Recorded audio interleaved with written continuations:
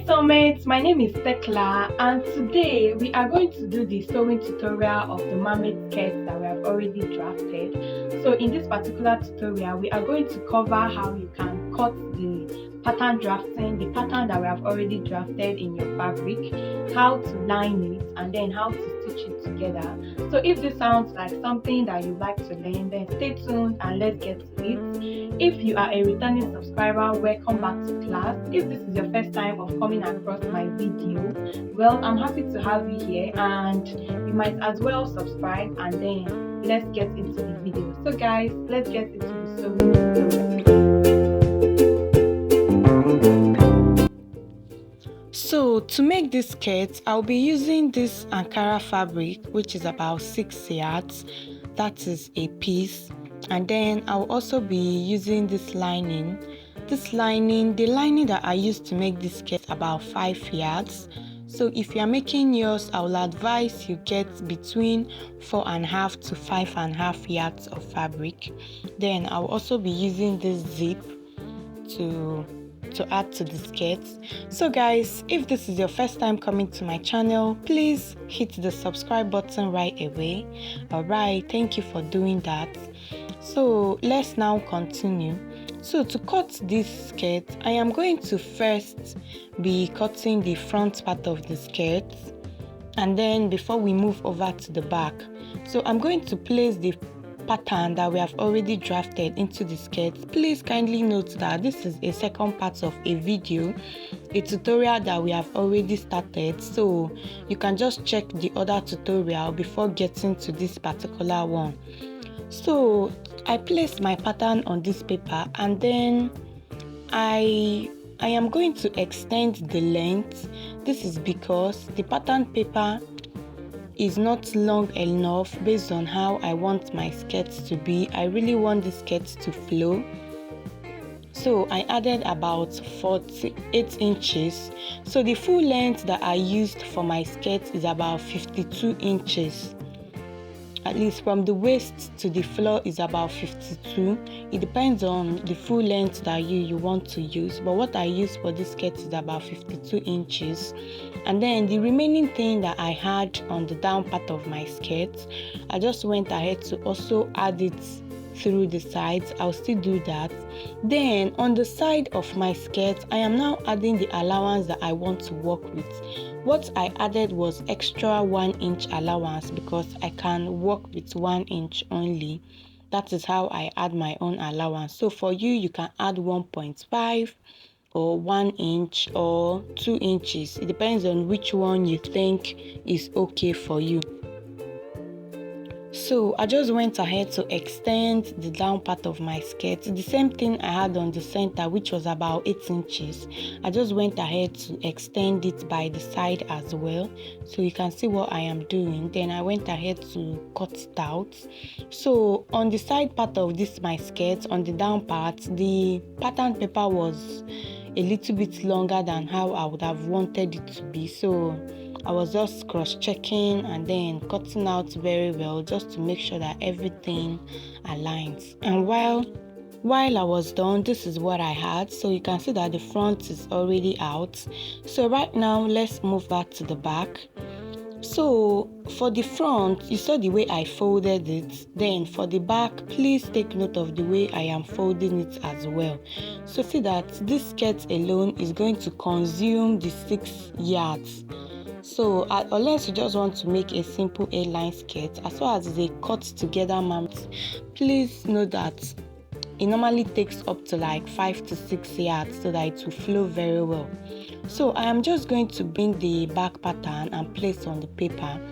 So after making this skirt, I realized that this place that we came up by 4 inches on the knee line, to me is about 19. Just start from the 19 to take down your back part.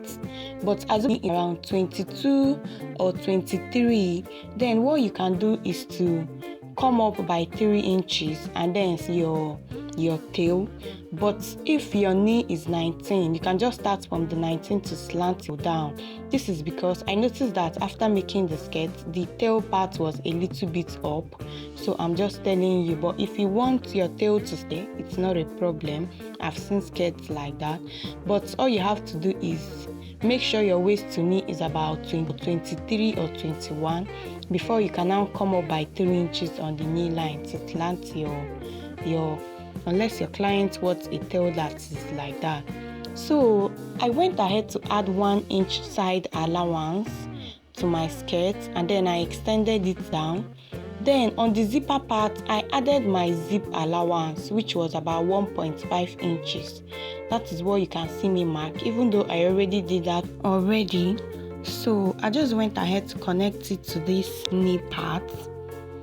And this knee part is the part that was telling you that if your knee, waist to knee is not up to 23 or 22, please do not come up, or you can just come up by maybe 2. But my waist to knee was about 19. So if your waist to knee is about 19, just slant from that 19 down to get your mermaid tail. But if your waist to knee is up to 22 or 23, then you can come up by 3 inches. So at this point, I just went ahead to add on the side back that same 8 inches I added on the front, so that the length can be the same thing, and I extended it to the full length of the fabric I am working, just so that everything can be okay. I added like that same 8 inches all round to the end of the fabric. This is because I want my back, so you can see exactly what I did. And then I went ahead to cut it out. So after cutting this, to go ahead and cut exactly the same thing on your lining. And for me, at first I used DF lining, and then it wasn't enough before I now brought the extra 2. So if you are doing your own, just buy 5 yards only. So you can see that the hem part of my cloth was not reaching to the end. The lining was not reaching to the end of the cloth. So I just cut it out, and then I joined it. Like you will see what I did. So just buy like 5 yards, so you don't even have to join. But if you want to do cut and join, no problem. So guys, are you enjoying this video? Please give us a thumbs up now. And if you have not subscribed, please subscribe so that you do not miss out on our upcoming videos. And turn on your notification bell so that you will be the first to know when I upload new videos. So you can see the way I joined the skirts, and I just joined the lining part together, and that is just it.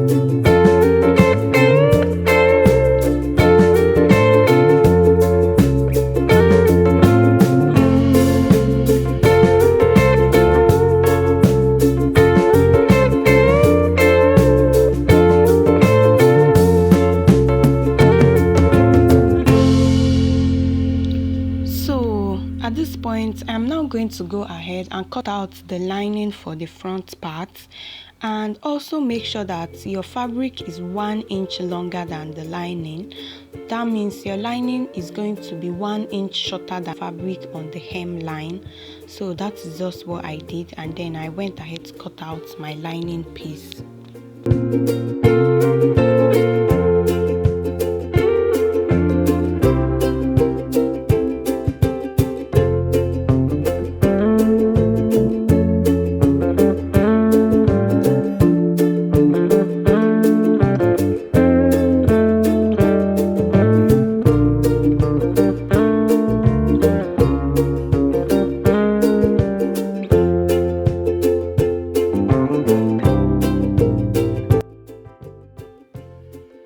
So after doing that, I just went ahead to join my fabrics together and my lining together, which is fabric by fabric. I joined the side parts to the front on both sides. You can see what I have. And then I also joined my linings together. I did that on my machine off camera. So you can see that I joined the front and the back together. I joined the lining separately, so you can see what I have. So I just went ahead to place the lining right side facing right side to the, you can see the way I am doing that. And after doing that, you are going to pin around, and then you are going to sew the down hemline together. And after doing that, then you turn it out. So I just went ahead to do that era, and you can see what I have. So at this point, I am going to go ahead and turn it for you to see. I just finished stitching the sides. When I say the sides, I mean the two center backs and then the hemline. So I'm just going to go ahead to turn it. What it means is that this skirt does not have any side allowance. All the allowance is going back. I used 1 inch to stitch it together. So this skirt now is not on the side seam. All the allowance went to the back. So take note of that.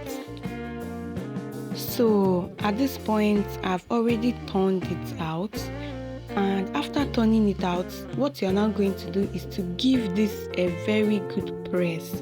Make sure you press out all the seam allowance. Make sure part is overlapping.